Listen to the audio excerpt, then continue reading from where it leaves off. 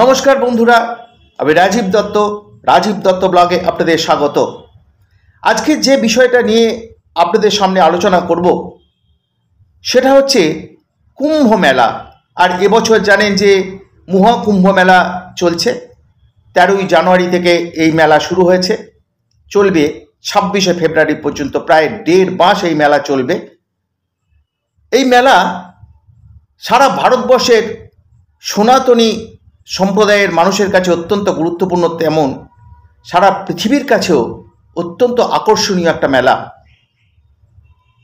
অন্যান্য দেশের মানুষ তারাও এই মেলার আকর্ষণে ছুটে আসেন। তাই যেহেতু এবছর মহাকুম্ভ, প্রচুর মানুষ সারা ভারতবর্ষের বিভিন্ন রাজ্য থেকে সেখানে যাচ্ছেন, প্রচুর সাধু সন্ন্যাসীরা সেখানে যাচ্ছেন এবং বহু দেশ থেকে, সেখান থেকেও কিন্তু মানুষ এই মহাকুম্ভের মেলা যেখানে প্রয়াগরাজে হচ্ছে সেখানে আসবেন। কারণ যেহেতু 1.5 মাস চলবে, 26শে ফেব্রুয়ারি পর্যন্ত এই মেলা চলবে। এটা পৃথিবীর, যদি বলেন যে পৃথিবীর সব থেকে প্রাচীনতম ধর্মীয় মেলা। আর এবছর যেটা হচ্ছে সেই মহাকুম্ভ মেলা, যে 144 বছর পর এই মহাকুম্ভ মেলা হচ্ছে। অর্থাৎ এই যে মহাকুম্ভ মেলা এবারে প্রয়াগরাজে হচ্ছে, এই মহাকুম্ভ মেলা আর আমরা দেখতে পাবো না।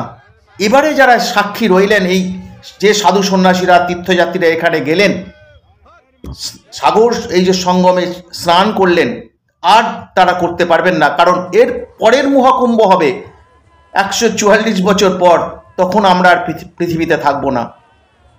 তাই এটা অত্যন্ত একটা গুরুত্বপূর্ণ ঘটনা যে 144 বছর পর এই মহাকুম্ভ এসেছে এবং তার জন্যই প্রচুর সাধু সন্ন্যাসী তারা ওখানে গেছেন স্নান করার জন্য।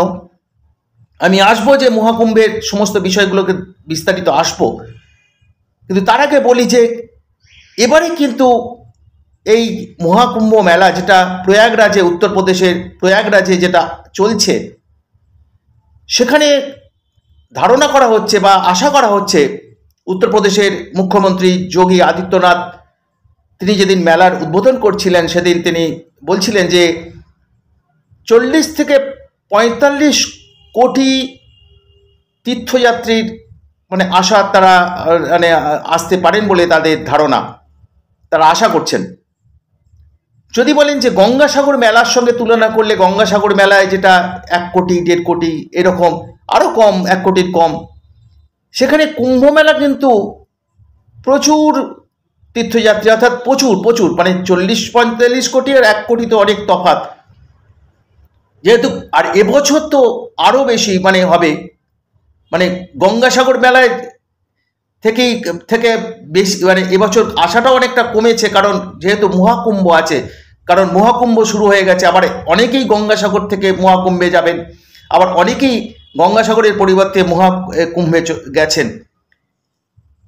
প্রথম যেটা, যে এই আমি আবার যেটা বলছিলাম যে এই মেলা হচ্ছে সব থেকে প্রাচীন ধর্মীয় মেলা এবং এবারের মহাকুম্ভ মেলা যেটা 144 বছর পর এই মহাকুম্ভ মেলা হচ্ছে গঙ্গা যমুনা সরস্বতী সঙ্গমস্থলে। সেটা একটা ইতিহাস আছে, সেই ইতিহাস আমি আসবো আপনাদের কাছে, যে পুরো বিস্তারিত বিষয়গুলোই তুলে ধরবো, ইতিহাস তুলে ধরার চেষ্টা করব সংক্ষেপে আপনাদের বোঝার স্বার্থে। কারণ আমরা অনেকেই কুম্ভ মেলা জানি, কুম্ভ মেলা হয়, কিন্তু কুম্ভ মেলা নিয়ে বিস্তারিত আমরা কেউ সেভাবে জানি না। অনেকেই জানেন, আমি সেটা বলবো না, কিন্তু অনেকেই হয়তো জানেন না। যারা জানেন না তাদের মূলত তাদের জন্যই যে কুম্ভ মেলার অনেক রকম ভাগ আছে। তাই সকলে জানার জন্যই বিষয়টা আমি ভিডিওটা তৈরি করছি, যে কুম্ভ মেলার কত প্রকার, কুম্ভ মেলার ইতিহাস, কুম্ভ মেলাকে কেন্দ্র করে উত্তরপ্রদেশ সরকারের কত লাভ, সব কিছুই আমি বিস্তারিতভাবে তুলে ধরার চেষ্টা করব। যেটা কুম্ভ মেলার ইতিহাস, যদি বলেন যে কুম্ভ মেলা মানে কিভাবে শুরু হলো সেটা কিন্তু বিস্তারিত বলা খুব কঠিন। অনেক ইতিহাসবিদ তারা মনে করছেন যে অষ্টম শতাব্দীতে যখন আদি শঙ্করাচার্য যখন ছিলেন সেই সময় তিনি তার হাত ধরিয়ে এই মেলার শুরু হয়েছিল, মেলার পত্তন হয়েছিল। আবার এটাও নিয়ে অনেকেরই মধ্যে ইতিহাসবিদদের মধ্যে একটা বিরোধ রয়েছে, তারা অনেকেই এটাকে সমর্থন করেন না, আবার অনেকেই করেন। যাই হোক, এটা নিয়ে মানে পরিষ্কার করে সেভাবে কিছু বলা হচ্ছে না, যেটা আমি দেখছিলাম বিভিন্ন তথ্য ঘেটে দেখছিলাম, সেভাবে বিস্তারিত কিছু বলা হচ্ছে না। তাই প্রকৃত কবে শুরু হয়েছে কুম্ভ মেলা সেটা কিন্তু বলা অত্যন্ত কঠিন। কিন্তু এটা ঠিক যে এই মেলা শতাব্দী প্রাচীন মেলা, ইংরেজ আমলেও এই মেলার যে আয়োজন এখন উত্তরপ্রদেশ সরকার করছে, যখন আমাদের দেশে ইংরেজরা শাসন করত তখন ইংরেজ সরকার এই মেলার আয়োজন করত। খোদ ইংল্যান্ডের যারা প্রশাসনিক দায়িত্বে ছিলেন, ইংল্যান্ড সরকার যারা ভারতের দায়িত্ব, যারা ভারত ইস্ট ইন্ডিয়া কোম্পানি, তারপর ব্রিটিশরা এখানে রাজত্ব করত, অর্থাৎ সেই যারা দেখাশোনা করতেন প্রশাসনিকভাবে ইংল্যান্ড থেকে, তারা এখানকার মেলার নিরাপত্তা সুরক্ষা দেখতে আসতেন এবং যাতে মানুষ যারা সাধু সন্ন্যাসী যারা তীর্থযাত্রী আসবেন তাদের যাতে কোনো রকম অসুবিধে না হয় সেই বিষয়গুলোকে কিন্তু তারা এখানে খতিয়ে দেখার পর তারা ছাড়পত্র দিতেন এবং তারপরেই কিন্তু নির্দিষ্ট সময়ের মধ্যেই কিন্তু মেলা শুরু হতো। আসলে কুম্ভ মেলা হয় কিন্তু তিথি নক্ষত্র এগুলো বিচার করে, তারপরেই কবে কোন ডেটে কোথায় হবে এগুলো কিন্তু সব এই রাশি নক্ষত্র বিচার করেই কিন্তু ঠিক হয়। তাই ইংরেজরা এই মেলাকে, যেহেতু প্রচুর তীর্থযাত্রী আসেন, তাই ইংরেজরা এই মেলাকে অত্যন্ত গুরুত্ব দিয়ে দেখত। ভারতবর্ষে সেই সময় যে সমস্ত মেলা হতো তার মধ্যে সব থেকে গুরুত্বপূর্ণ মেলা ইংরেজরা এই মেলাটাকে কিন্তু অত্যন্ত গুরুত্বভাবে তারা দেখত এবং সেইভাবেই তারা ইংরেজ সরকার, তৎকালীন ইংরেজ শাসকরা এই মেলার আয়োজন করত। স্বাধীন ভারতে যদি বলেন যে স্বাধীন ভারতে 1954 সালে যখন ভারত স্বাধীন হয়, স্বাধীন হওয়ার পর 1954 সালে প্রথম এই মেলা ভারত সরকার আয়োজন করে এবং স্বাধীন ভারতে প্রথম এই 1954 সালেই কিন্তু কুম্ভ মেলা হয়। সেই সময় তৎকালীন দেশের প্রধানমন্ত্রী জওহরলাল নেহেরু, দেশের রাষ্ট্রপতি ডক্টর রাজেন্দ্র প্রসাদ, তারাও কুম্ভ স্নানে গিয়েছিলেন বলে আমরা দেখি, তথ্যে আমরা পাই। তাই ভারত সরকারও কিন্তু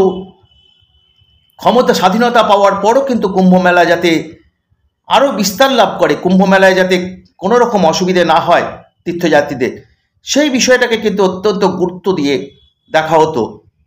এবং তারপরে আস্তে আস্তে অনেক কুম্ভ মেলা হয়েছে। এখন বর্তমানে তো মহাকুম্ভ মেলা চলছে, যেটা আমি বলছিলাম যে 144 বছর পর, মানে এগুলো ঠিক হয়তো এগুলো জ্যোতিষীরা বলতে পারবেন, তারা মূলত তারাই তো ঠিক করেন কোন নক্ষত্র, কোন মানে সময়, কোন তিথিতে এগুলো করা হয়, তার অনেক জ্যোতিষীরাই জানেন এগুলো, এবং সেই জ্যোতিষীর বিচারের, রাশিচক্রের বিচারে ঠিক হয়। এবং তাতে 144 বছর পর পর এই মহাকুম্ভ আসে। অর্থাৎ আমি আবার বলি যে এই 144 বছর পর যে এই এখন যে মহাকুম্ভটা হচ্ছে, এর পরের মহাকুম্ভ হবে কিন্তু 144 বছর পর, অর্থাৎ তখন কিন্তু আমরা কেউ পৃথিবীতে থাকবো না। তো যারা আজকে ওখানে স্নান করলেন, পুণ্য স্নান করলেন, এই কুম্ভ স্নান করলেন, তারা আর কেউ পৃথিবীতে থাকবে না। তাই এই ক্ষেত্রে একটা বিরল ঘটনার সাক্ষী হওয়ার জন্য প্রচুর মানুষ সমাগম হচ্ছেন, প্রচুর তীর্থযাত্রীরা আসছেন, প্রচুর সাধু সন্ন্যাসীরা আসছেন এই মহাকুম্ভে। এবারে আসি আমি যে পৌরাণিক ব্যাখ্যায়। জানেন যে পৌরাণিক অর্থাৎ পুরাণ মতে কিছু ব্যাখ্যা রয়েছে কেন এই কুম্ভ মেলা শুরু হলো। ঐতিহাসিক ব্যাখ্যাও যেমন রয়েছে তেমনি পৌরাণিক ব্যাখ্যাও রয়েছে। তো সেই বিষয়টাই আমি এবারে তুলে ধরবো যে প্রাচীনকালে ঋষি দুর্বাসা মুনি, সকলে আমরা নাম শুনেছি। ঋষি দুর্বাসা মুনি অত্যন্ত রাগী মুনি ছিলেন, কথায় কথায় রেগে যেতেন, আর অত্যন্ত পাওয়ারফুল মুনি ছিলেন, কথায় কথায় অভিশাপ দিতেন এবং তাকে সকলে ভয় করত, অর্থাৎ দেবতারাও কিন্তু ভয় করতেন। কোনো একটা কারণে দেবতাদের উপর তিনি অত্যন্ত ক্ষুব্ধ হয়েছিলেন, তাই দেবতাদের তিনি অভিশাপ দেন। এই অভিশাপ দেওয়ার ফলে দেবলোক সেটা কিন্তু কি বলবো, শ্রীহীন, অর্থাৎ কি বলবো, অন্ধকার হয়ে যায়। সেখানে যত রকমের ধরুন দেবতারা, তারা অত্যন্ত একটা কঠিন পরিস্থিতি ফেস করতে থাকেন। তাদের রূপ বলুন সব কিছু একটা চলে যায়। দেবতারা প্রচণ্ড ভয় পেয়ে যান। ঋষি দুর্বাসা মুনি তিনি অভিশাপ দিলে কখনো ফিরিয়ে নেন না। তাই কি করবেন দেবতারা? তখন দেবতারা, কারণ দেবলোক টোটালি ধরুন সমস্ত রকম যত রকমের সংকট, সেই সংকট অর্থাৎ শ্রীহীন যত রকমের সংকট, সেই সংকট তৈরি হয়েছে, দেবতারাও সংকটে পড়েছেন। তাই দেবলোকে সমস্ত দেবতারা তারা ছুটে যান ভগবান বিষ্ণুর কাছে, যাকে ভগবান বিষ্ণুকে গিয়ে তারা সমস্ত ঘটনাটা খুলে বলেন যে ঋষি দুর্বাসা মুনি অভিশাপ দিয়েছেন, যার ফলে এই দেবলোকের এরকম একটা অতি খারাপ পরিস্থিতি তৈরি হয়েছে, অন্ধকারাচ্ছন্ন দেবলোক হয়ে গেছে, সমস্ত রকম সংকট তৈরি হয়েছে দেবলোকে। তখন ভগবান বিষ্ণু তিনি দেবতাদের পরামর্শ দেন যে এ থেকে বাঁচার, কারণ সেই সময় যখন অভিশাপ দেন লক্ষ্মী না থাকলে তো, লক্ষ্মী ধন সম্পত্তির দেবী, তিনি চলে গেছেন পাতালে, তিনি পাতালে আশ্রয় নিয়েছেন, অর্থাৎ লক্ষ্মী না থাকলে তো হবে না, কেউ বাঁচবেন না কেউ। সেই লক্ষ্মী দেবী চলে গেছেন পাতালে, অন্ধকারে চলে গেছেন। তো সেই সময় ভগবান বিষ্ণু তিনি দেবতাদের পরামর্শ দেন যে বাঁচার উপায় একটা আছে, এর জন্য সমুদ্র মন্থন করতে হবে। এবং এই সমুদ্র মন্থনে একদিকে দেবতারা থাকবেন দড়ি একদিকে, আর একদিকে দড়ি জানেন যে সেই মন্থন জানেন যে আপনারা অনেকেই জানেন যে আগেকার দিনে গ্রামে গঞ্জে দেবেন যে ঘোল মোয়া হতো সেই দড়ি দিয়ে, সেই রকম আর কি। তো একদিকে থাকবেন দেবতারা আর একদিকে অসুরদের সহযোগিতা নিতে হবে। এবং তখন দেবতারা ভাবেন যে অসুররা যদি সহযোগিতা না করে, তখন ঠিক হয় যে অসুরদের দেবতারা বোঝান, ভগবান বিষ্ণু তিনি পরামর্শ দেন যে অসুরদের বোঝাতে হবে।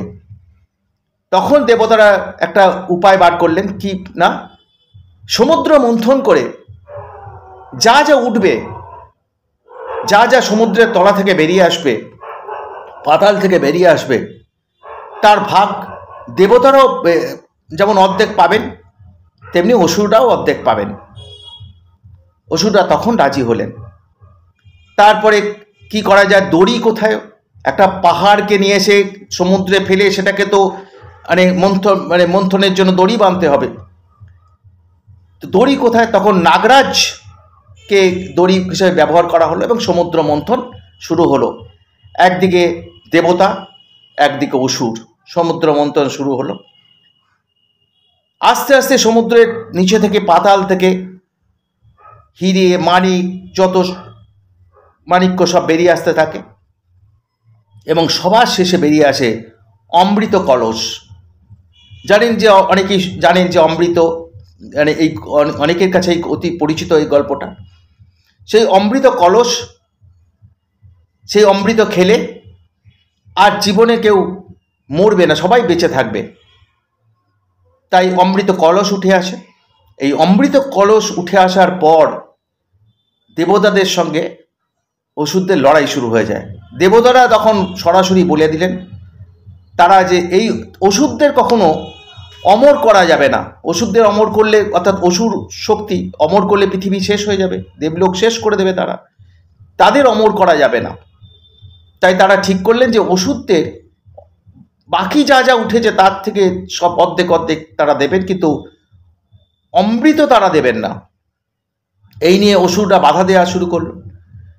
অসুরদের সঙ্গে দেবতাদের যুদ্ধ শুরু হয়ে গেল। এই অমৃত কলস নিয়ে কাড়াকাড়ি শুরু হয়ে গেল। 12 দিন ধরে এই যুদ্ধ চললো। 12 দিন মানে দেবলোকে যদি ধরেন পৌরাণিক ব্যাখ্যা অনুযায়ী, ওখানে একদিন মানে 1 বছর, অর্থাৎ 12 বছর এই যুদ্ধ চলল। শেষমেশ ভগবান বিষ্ণু দেখলেন এই তো ভয়ঙ্কর ঘটনা, এর যুদ্ধ তো থামবে না, অসুর বনাম দেবতার যুদ্ধ থামবে না যদি মানে তাদের অস্ত্র দুদল যদি নিরস্ত্র শান্ত না হয়। তখন ভগবান বিষ্ণু তিনি দেবী রূপে অর্থাৎ মোহিনী রূপে রূপ ধারণ করে তিনি ওখানে উপস্থিত হন যুদ্ধক্ষেত্রে।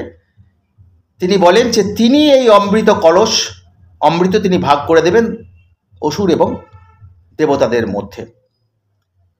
এবং তখন দেবতারা এবং অসুররা সকলেই সহমত হয় এবং অমৃত কলসিটা সেই দেবীকে হাতে তুলে দেওয়া হয়। এবং যখন এই কাড়াকাড়ি চলছিল, সেই কাড়াকাড়ির সময় 4 ফোঁটা অমৃত সেটা পৃথিবীর 4 জায়গায় পড়ে বলে পৌরাণিক ব্যাখ্যায় বলা হচ্ছে। পৌরাণিক ব্যাখ্যায় যেটা বলা হচ্ছে, আমি বলছি না, এটা পৌরাণিক ব্যাখ্যায় বলছে।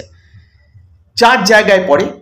একটা হচ্ছে প্রয়াগরাজ, যেটা গঙ্গা যমুনা সরস্বতী সঙ্গমস্থল, সেখানে 1 ফোঁটা পড়ে। একটা হচ্ছে গঙ্গার হরিদ্বারে, গঙ্গার ওখানে, সেখানে একটা পড়ে। একটা হচ্ছে উজ্জয়িনী, সেটা হচ্ছে ওখানে শিপ্রা নদীর তটে পড়ে। আর একটা হচ্ছে নাসিকে যেখানে গোদাবরী নদী সেখানে পড়ে। অর্থাৎ এই 4 ফোঁটা অমৃত এই 4 জায়গায় পড়েছিল, যেখানে এখন এই কুম্ভ মেলাগুলো হয়। আর জানেন যে এই কুম্ভ মেলা, আর যেটা কথিত আছে পৌরাণিক ব্যাখ্যা অনুযায়ী, যে এই চারটে হচ্ছে মানে কুম্ভ, 4টে কুম্ভ।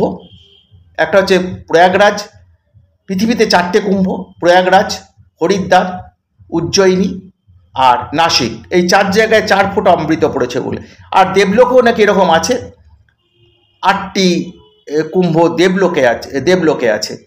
এটা পৌরাণিক মত অনুযায়ী পুরাণ বলছে এরকম কথা। তো যাই হোক, এই 4টে পৃথিবীর যে 4 জায়গায় অমৃত পড়েছিল, সেই 4 জায়গাতেই কিন্তু এই কুম্ভ মেলার আয়োজন করা হয়। এবং এখানেই কিন্তু এই যে নির্দিষ্ট নিয়ম মেনে, তিথি নক্ষত্র মেনে কুম্ভ মেলাগুলো হয়। আর এবারে জানেন যে এবারে এই মহাকুম্ভ হচ্ছে, সেটা প্রয়াগরাজে হচ্ছে, গঙ্গা যমুনা সরস্বতী সঙ্গমস্থলে। এইটা হচ্ছে পৌরাণিক ব্যাখ্যা যে এই কুম্ভ মেলার কেন কুম্ভ মেলা শুরু হলো, অর্থাৎ অমৃত পড়েছিল এবং সেই জায়গাকেই তীর্থস্থান হিসাবে ধরে নেওয়া হয় এবং সেখানেই কিন্তু মেলা হয়। এবারে কুম্ভ মেলা করকমের, আমি আসি এবারে কুম্ভ মেলা করকমের। দেখুন, আগেই বলেছি যে এবছর কিন্তু মহাকুম্ভ হচ্ছে। এটা অত্যন্ত একটা গুরুত্বপূর্ণ। যারা এই কুম্ভ মেলা নিয়ে ধরুন যারা যান ওখানে, তারাও অনেকেই হয়তো জানেন, অনেকে জানেন না কুম্ভ মেলা বলি। কিন্তু এবছর কুম্ভ মেলাটা কিন্তু মহাকুম্ভ মেলা হচ্ছে। কুম্ভ মেলা 4 ধরনের কুম্ভ মেলা, যে 4 ধরনের কুম্ভ মেলার আয়োজন করা হয় এবং সেগুলো এই মেলা নিয়ে কিভাবে হবে, তিথি নক্ষত্র রাশি এগুলো দেখেই কিন্তু মেলার আয়োজন করা হয়। জ্যোতিষীরা সেগুলো বিচার করেন, বিচার করার পর ঠিক হয় কোথায় কোন মেলা, কোন সময়ে, কোন দিনে, কতদিন চলবে, সব ঠিক হয়। প্রথমেই আসি যে মহাকুম্ভ। এই মহাকুম্ভ হয় 12 বছর অন্তর অন্তর এবং এই মহাকুম্ভ হয় প্রয়াগরাজ, অর্থাৎ যেখানে মহাকুম্ভ বলছি, পূর্ণকুম্ভ, আমি ভুল বলছিলাম, মহাকুম্ভ নয়, পূর্ণকুম্ভ। মানে পূর্ণকুম্ভ হয় 12 বছর অন্তর অন্তর। এবং এই 12 বছর অন্তর অন্তর যে পূর্ণকুম্ভটা হয়, সেই পূর্ণকুম্ভটা হয় মূলত প্রয়াগরাজে। এবং সেখানে গঙ্গা যমুনা সরস্বতীর যে সঙ্গম স্থল, সেখানেই কিন্তু এই মেলার আয়োজন হয়। কিন্তু এইবারে যেটা হচ্ছে প্রয়াগরাজে, সেটা মহাকুম্ভ। এবারে আসি অর্ধকুম্ভ। অর্ধকুম্ভ কি? 6 বছর অন্তর অন্তর হয় এই মেলা। সেটা কখনো প্রয়াগরাজ, কখনো উজ্জয়িনীতে এই মেলা হয়। সেটা ঠিক করা হয়, মানে সরকার এইভাবে সেগুলোকে বিচার করি সেগুলো ঠিক করা হয়। 3 নম্বর হচ্ছে কুম্ভ মেলা।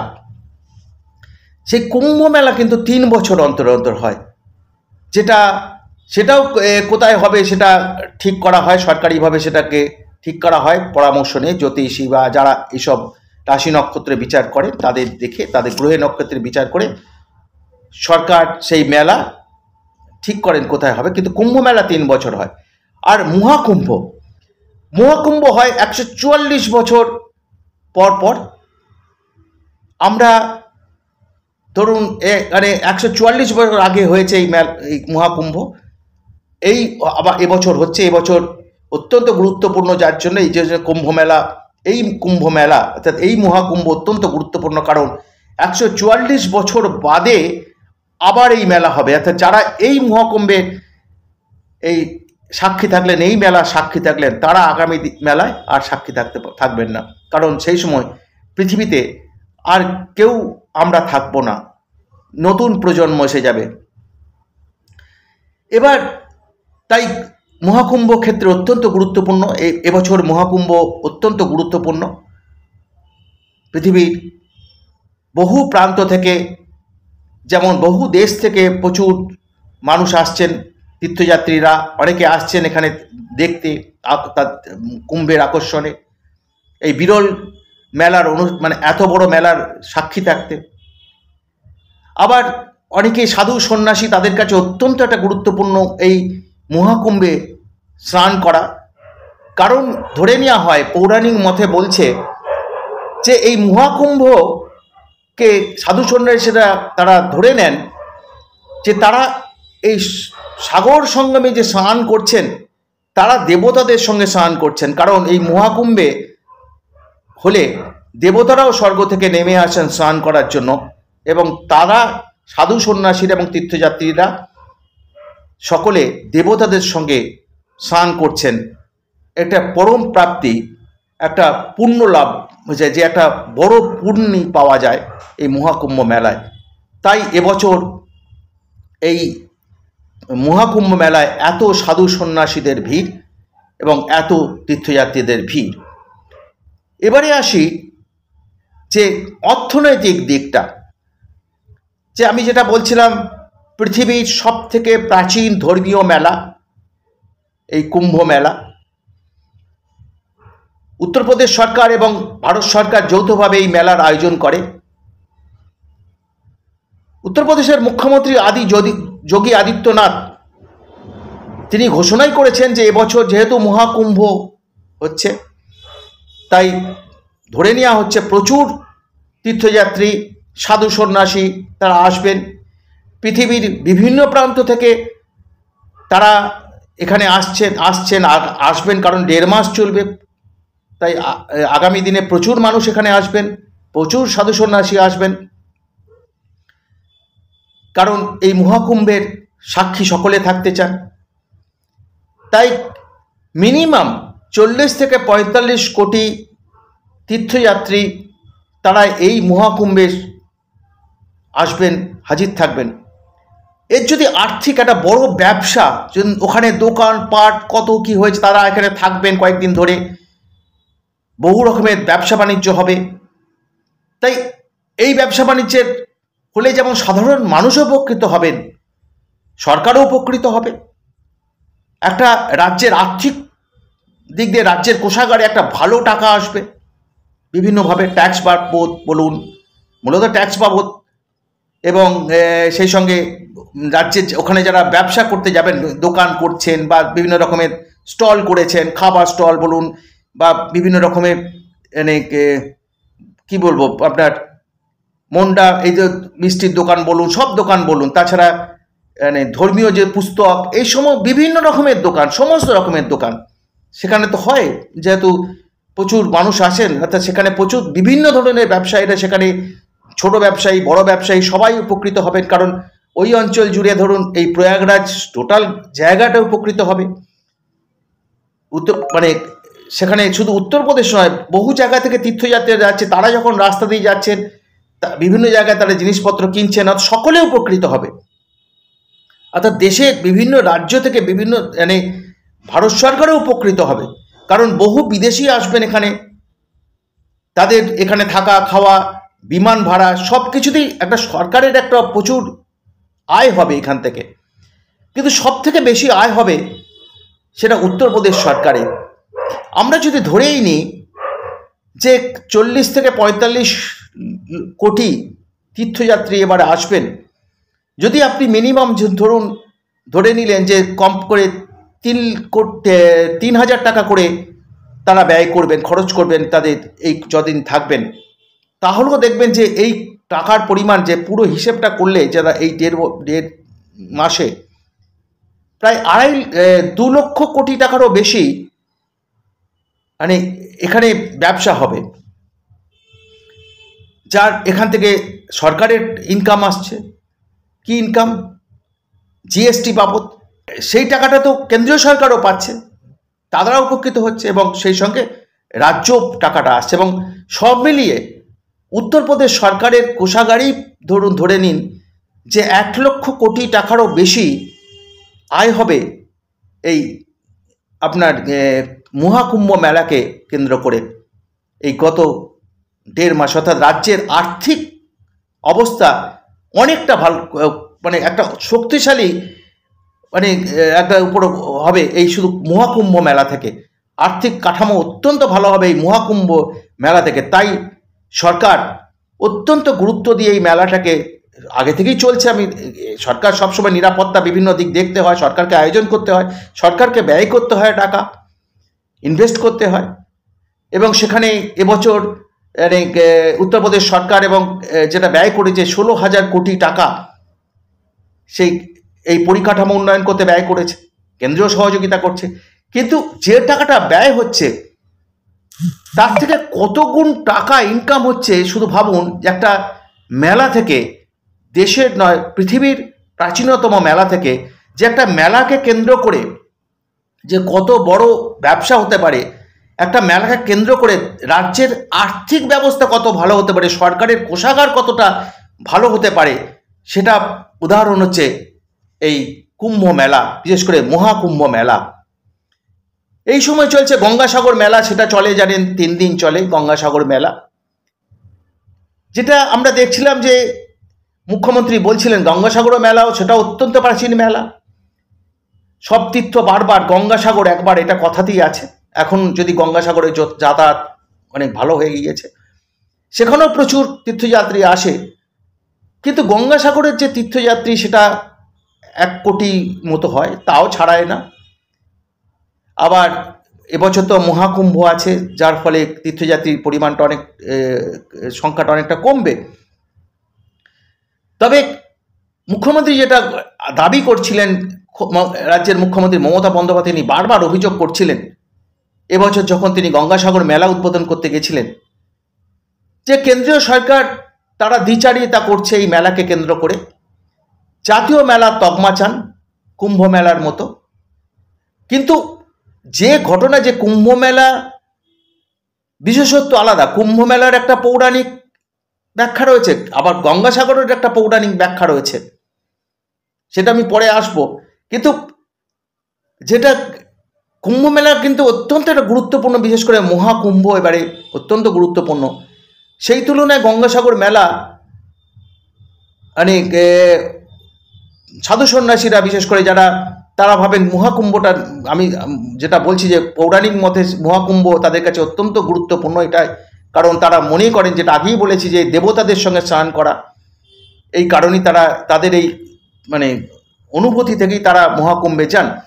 কিন্তু গঙ্গাসাগর মেলাকেও কিন্তু এইভাবেই কিন্তু উন্নয়ন করা যায়। কিন্তু আমাদের গঙ্গাসাগর মেলাকে নিয়ে কেন্দ্রীয় রাজ্য সরকারের একটা যেমন কিছু বিষয় রয়েছে, তেমনি কেন্দ্রীয় সরকারের অনেক বিষয় রয়েছে, যে গঙ্গাসাগর মেলাকে জাতীয় মেলা করা হচ্ছে না, যেমন মুখ্যমন্ত্রী অভিযোগ করছেন, কিন্তু যে জাতীয় মেলা করার ক্ষেত্রে যে পদক্ষেপগুলো করা দরকার সেগুলো কিন্তু রাজ্যকেই করতে হবে। কারণ এই কুম্ভ মেলা সেটা কিন্তু যৌথভাবে কেন্দ্রীয় সরকারের সঙ্গে উত্তরপ্রদেশ সরকার আয়োজন করে।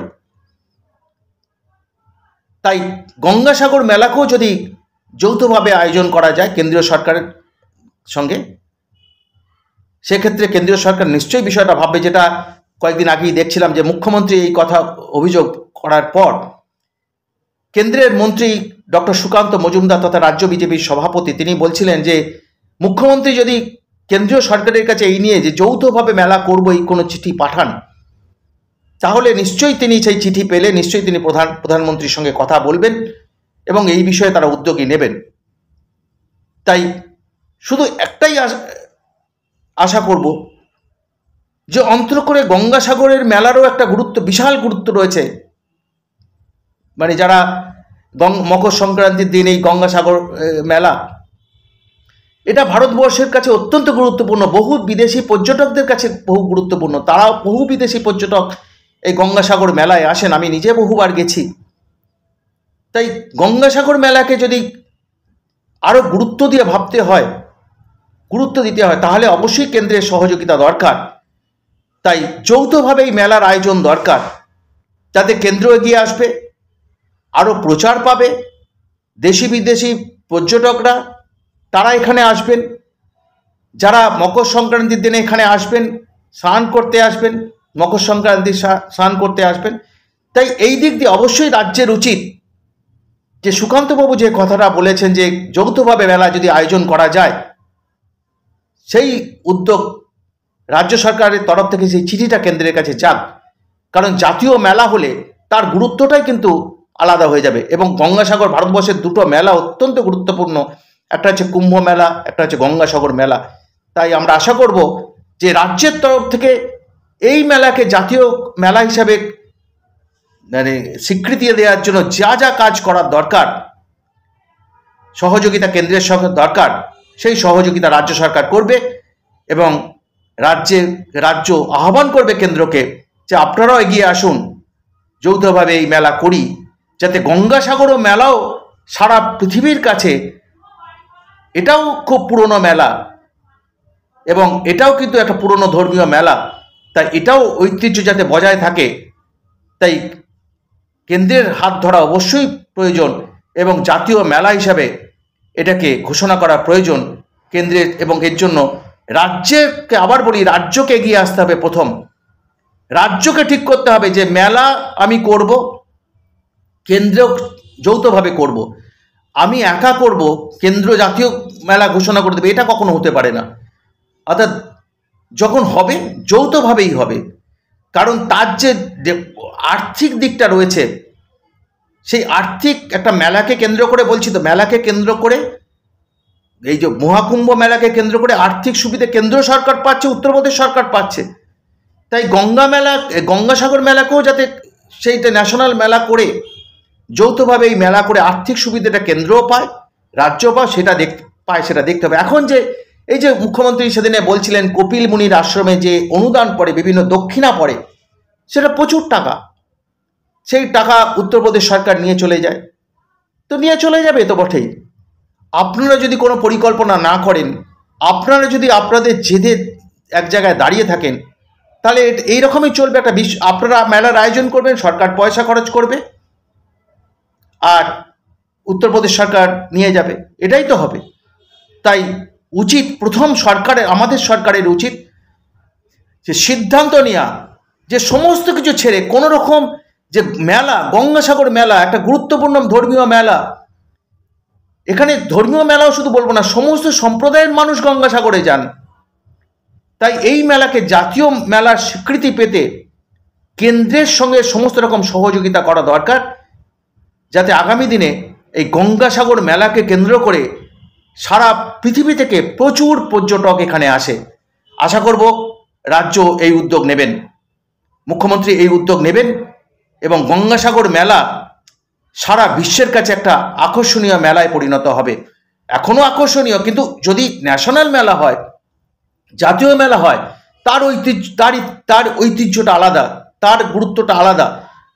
সেটাকে মানে সারা পৃথিবীর কাছে একটা মানে তখন একটা আকর্ষণ আরও বেড়ে যাবে, প্রচার হবে, আকর্ষণ বেড়ে যাবে।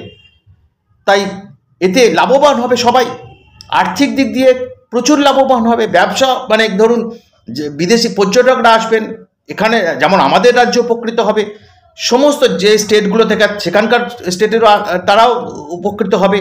বিদেশি পর্যটকরা এলে ভারতবর্ষের বিদেশি মানে যে টাকা সেটার ইনকাম হবে। অর্থাৎ তাই চাই মুখ্যমন্ত্রী শুধু ক্ষোভ প্রকাশ করলে হবে না, তিনি তার নিজের যে ইচ্ছা যে আমি গঙ্গাসাগর মেলাকে জাতীয় মেলা করার জন্য যা যা করা দরকার সেটা করব, কেন্দ্রের সঙ্গে সহযোগিতা করব, সেটা সেই ইগো ছেড়ে সেই বিষয়টা কিন্তু তাকে জোর দিতে হবে যে গঙ্গাসাগর মেলা যদি এটা করা যায়, যে গঙ্গাসাগর মেলা নিয়ে কেন্দ্র যদি এগিয়ে আসার জন্য যে কেন্দ্র যা যা চাইছে কেন্দ্রের হাত ধরা, এটা অত্যন্ত গুরুত্বপূর্ণ। এবং তাহলে আগামী দিনে গঙ্গাসাগর মেলাকে কেন্দ্র করেই পশ্চিমবঙ্গের অর্থনীতিটাও একটা এই মেলার কদিনকে কেন্দ্র করে আর্থিক অবস্থা অত্যন্ত একটা সরকারের কোষাগারে প্রচুর টাকা আসবে, আর ওখানকার ব্যবসায়ীরা উপকৃত হবেন, প্রচুর ব্যবসায়ী উপকৃত হবেন এবং সকলে উপকৃত হবে। রাজ্যের আর্থিক কাঠামো ভালো হবে, যেটা মহাকুম্ভ থেকে হচ্ছে। তাই সবার আগে দরকার যে ইচ্ছা, মানে যেটা যে সরকারের রাজ্য সরকারে কি চাইছে সেটা কেন্দ্রীয় সরকারকে জানানো। আপাতত এইটুকুই, সবাই ভালো থাকবেন। আর আশা করব যে আমি চেষ্টা করলাম যে এই মহাকুম্ভ মেলা চলছে বিষয়টাকে তুলে ধরতে, কুম্ভ মেলা নিয়ে মানে বিষয়টাকে আপনাদের সামনে ছোট করে তুলে ধরতে, তবুও অনেকটা বড় হয়ে গিয়েছে, ছোট করে তুলে ধরতে অনেকেই হয়তো এতে উপকৃত হবেন।